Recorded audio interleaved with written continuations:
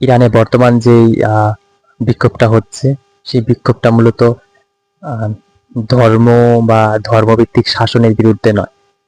সেই বিক্ষোভটা হলো আপনার মানুষের আহ, যে নিত্য প্রয়োজনীয় পণ্যের দাম বেড়ে গেছে, তারপর হাসপাতালে ওষুধ পাচ্ছে না, গাড়ি ভাড়া অনেক বেড়ে গেছে, আরো অনেক সমস্যার জন্যই কিন্তু আন্দোলনটা হচ্ছে।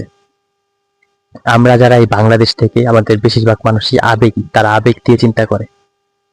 তারা মনে করে যে কেউ যদি ইরানের বিরুদ্ধে কথা বলে তার মানে সে কাফের, সে মোসাদের এজেন্ট, সে আমেরিকার এজেন্ট, আর সে ইসরায়েলের এজেন্ট। তারা এসব মনে করে, কিন্তু আসলে কি তাই?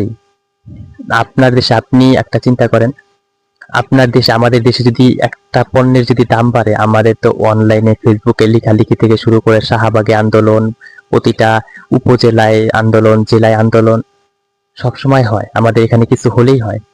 আর ইরানের মতো একটা দেশ, সেখানে তারা অনেক বছর ধরে তাদের এখানে নানান সমস্যা। কেন এই সমস্যা? কারণ যুদ্ধ। ইরানের যে বর্তমান যে সরকার আছে, তারা সবসময় কোনো না কোনো যুদ্ধে লিপ্ত থাকে। তারা অনেক সময় ইয়েমেনের হুতিদেরকে আহ, সাহায্য করে সবসময়। তারপরে মধ্যপ্রাচ্যে আরো সশস্ত্র সংগঠন আছে, তাদেরকে সহযোগিতা করে। তো এই কারণে তাদের একটা বিশাল যে একটা অর্থ আছে, সেটা কিন্তু খরচ হয়ে যায়। তো এইভাবে কি কোনো দেশের জনগণ মানবে? আমাদের দেশের সরকার যদি আমাদেরকে যদি ঠিক মতো যদি আমাদের মৌলিক চাহিদাগুলো যদি মেটাতে না পারে, আমাদের হাসপাতালে যদি ওষুধ না থাকে, আমাদের চালের কেজি যদি 200-300 টাকা কেজি হয়ে যায়, তাহলে আমরা মানবো?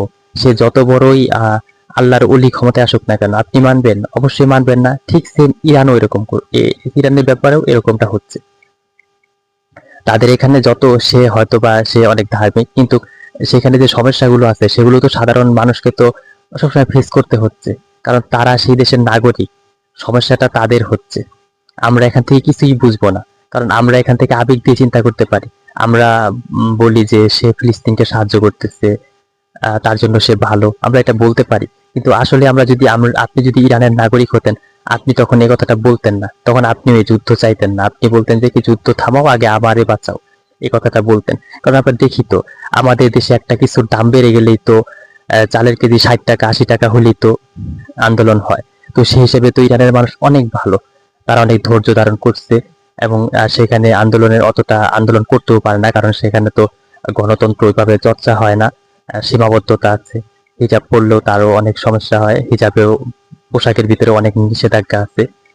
তো সেখানে তারা করতে পারে না। তো এই আন্দোলনটা করতেছে তারা মূলত তাদের দেশের যে